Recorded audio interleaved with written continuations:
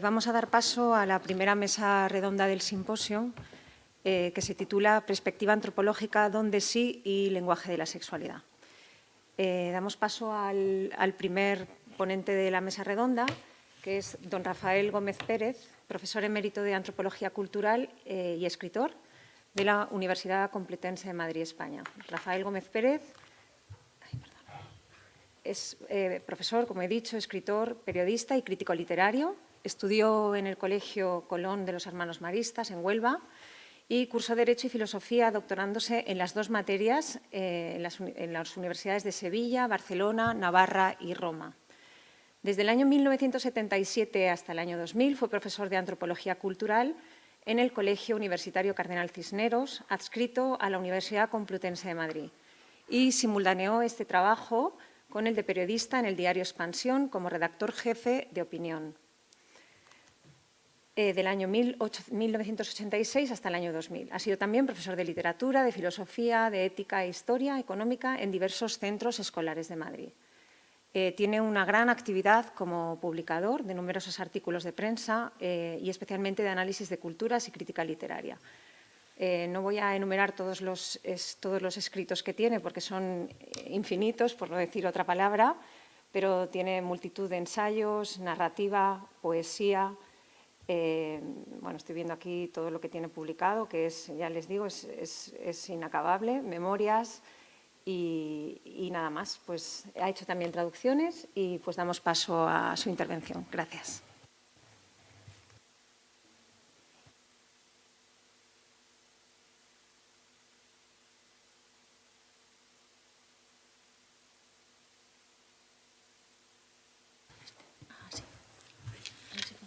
Muy buenas tardes. Vamos a ver, yo tenía aquí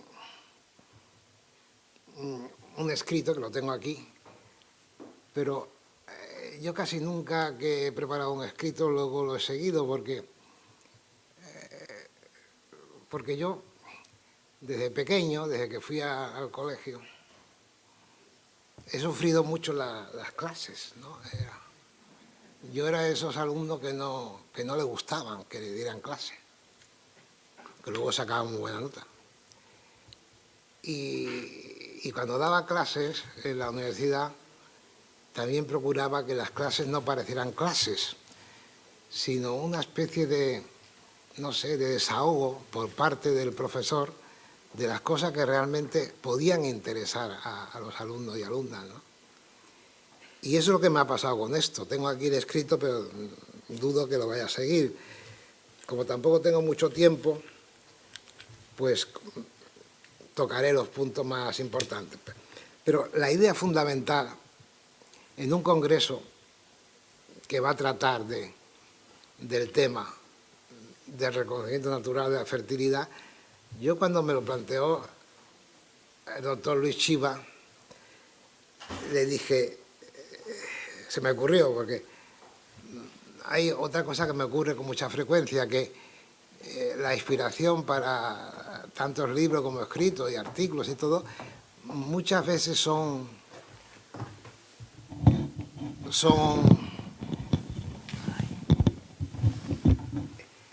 externas. Viene alguien y me comenta algo y yo pienso, ahí hay materia, ahí hay... Y cuando me enteré del tema de este congreso, dije, pues hay algo previo a lo que significa una auténtica donación sexual. Y lo previo, como siempre, es lo individual. Lo previo es lo que uno hace con sí mismo. Lo previo es el amor a sí mismo, que no olvidemos que es el criterio del amor al prójimo, amar al prójimo como a ti mismo. Y lo previo es el respeto al propio cuerpo, porque si se va a entregar el cuerpo, hay que entregar un cuerpo respetado. Eso luego se hablará mejor, y no sé si me dará tiempo de decir algo, la teología del cuerpo, pero yo creo que aquí está todo, pero vamos a ver, ¿por qué es tan importante lo previo? O sea, ¿por qué es tan importante que yo, antes que nada, me ame a mí mismo y respete este cuerpo que me ha tocado en suerte? Bueno, hay una razón, antes lo comentábamos, que es metafísica. Pero claro, la metafísica, hay gente que cree que metafísica es algo esotérico. En esos canales extraños que hay en televisión aparece, por ejemplo, un vidente que enseña metafísica, ¿no? Nada menos, ¿no? No, metafísica no es más que las respuestas a esas preguntas que las ciencias experimentales o matemáticas no pueden nunca responder porque no son de su contenido, de su ámbito. Y una de las afirmaciones esenciales de la metafísica es que no existen más que individuos, que la realidad es individual. O sea, no existe, o sea, este árbol, esta planta. ¿Por qué hay que tratar tan bien a las plantas, a los animales? Porque cada uno, aunque parezca mentira, es uno mismo y no otro. Podemos ver una especie de enjambre de abeja, pero cada abeja es cada abeja. Y no digamos ya el ser humano, que es inteligente y amado por Dios, ¿no? Y amado por Dios, cada uno, como lo que es, no en grupo, no como país, no como una identidad, no. Antonio Machado tiene un verso famoso, un poema corto que dice, dices que nada se pierde, si este vaso de cristal se me rompe, nunca más, jamás nadie beberá en él.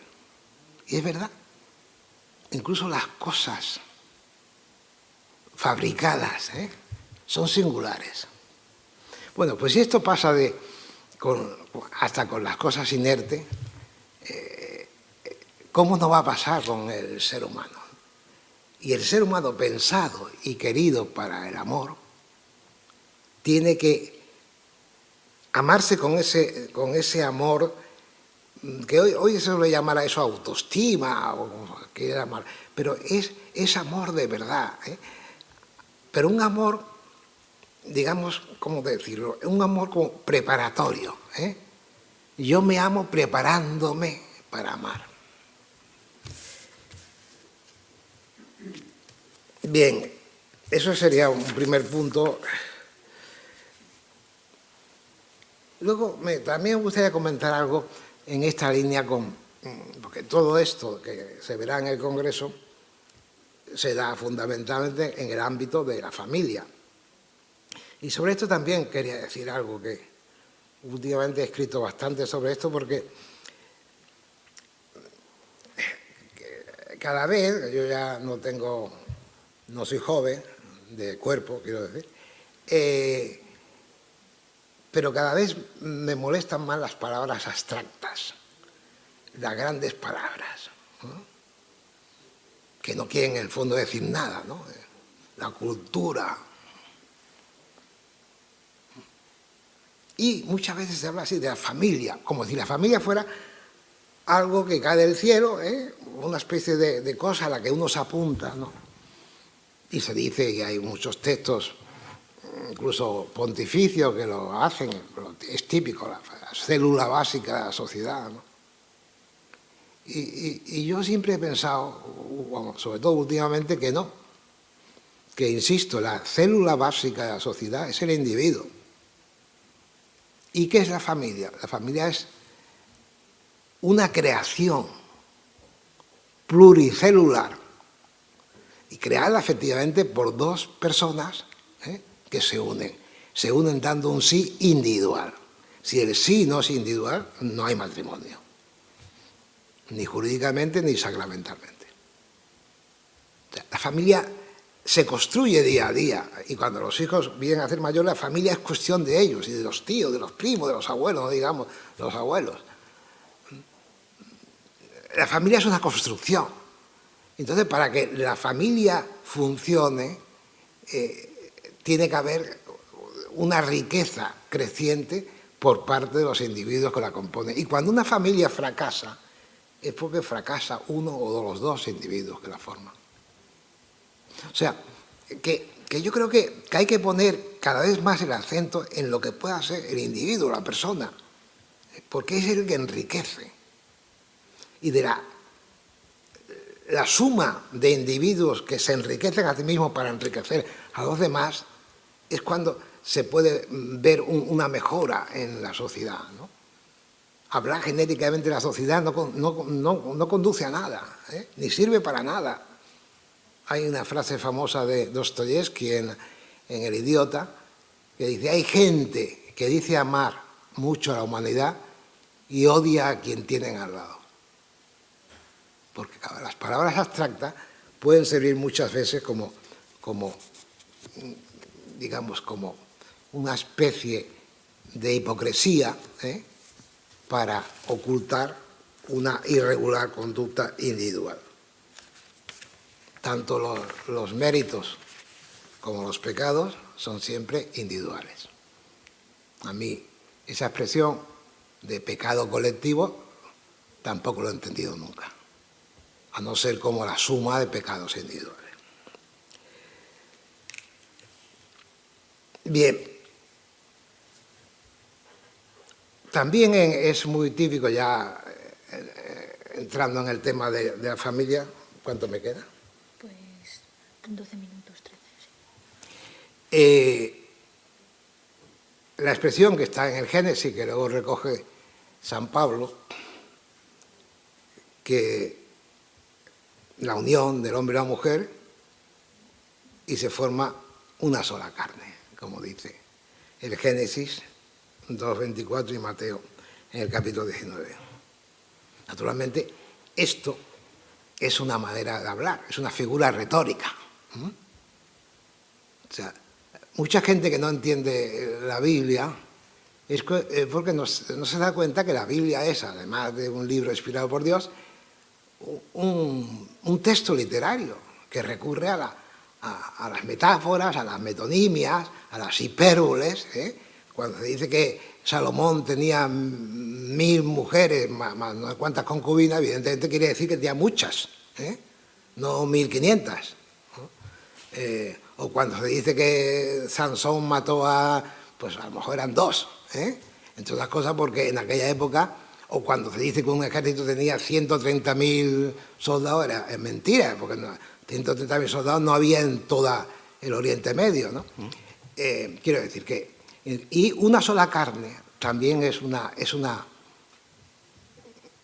metonimia, que quiere decir tomar la parte por el todo o el todo por la parte, aparte de una hipérbole. Porque en la realidad hay un texto no sé si lo cité por ahí, de San Juan Pablo II, bien, pero lo cito de memoria, que en el matrimonio cada persona tiene que conservar su propia individualidad. O sea, una sola carne quiere decir que hay una unión de deseos, de intenciones, y de voluntades. Pero cada uno, dentro de esa unión, cada uno con su propia individualidad. Es fundamental, no me cansaré nunca de insistir en esto, porque la no insistencia en esto lleva al gregarismo, al mimetismo, y desde el punto de vista político, pues al totalitarismo. Cuando el todo, ¿no? Todo. ¿De qué viene el totalitarismo? De todo, el Estado lo es todo, lo Stato è tutto, decía Mussolini. o aquel, Luis XIV, el Estado soy yo, ¿no? ¿Cómo es posible que se pueda decir eso? Porque, entre otras cosas, si os fijáis bien, incluso la palabra todo, si fuera posible, la tendríamos que eliminar del vocabulario. Porque cuando yo hablo del todo, ¿dónde me sitúo para hablar del todo? Fuera del todo, ¿no? ¿Cómo voy a estar fuera del todo para hablar del todo? O cuando utilizo artículos, el artículo determinado, los, las, el, los, son en plural, ¿no? Los alemanes son cuadrados. ¿Eh? España nos roba. ¿Toda España?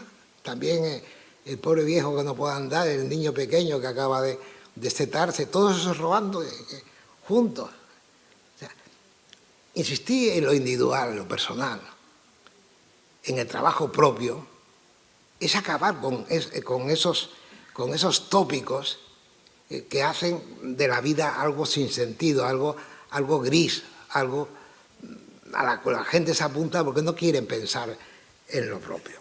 Y yo decía aquí, tengo aquí en el texto, pero en fin, ya se podrá dar difusión, que un ejemplo muy claro del respeto al cuerpo,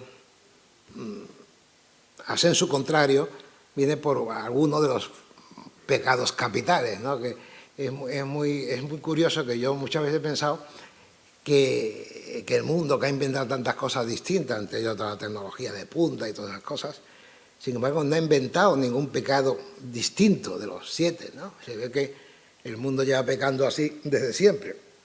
Bueno, pues hay 2 o 3 pecados de los capitales que son como los más corporales y que implica una falta de respeto al cuerpo.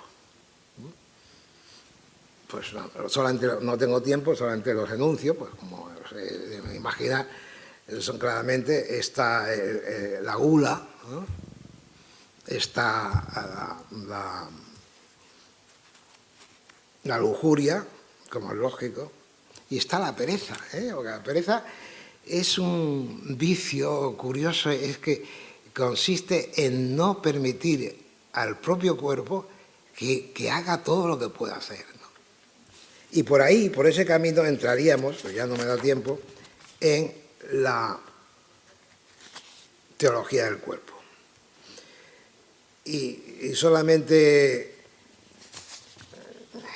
citar, por ejemplo, que esto no es tampoco una cosa reciente. Yo el otro día, por casualidad, leí en la Nueva Atlántida unas utopías,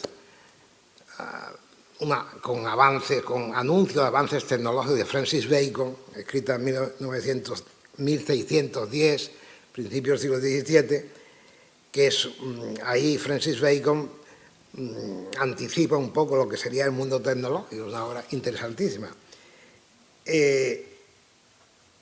Y dice de esa utopía de los habitantes de la Nueva Atlántida, es un dicho usual entre ellos que quien no es casto no puede respetarse a sí mismo.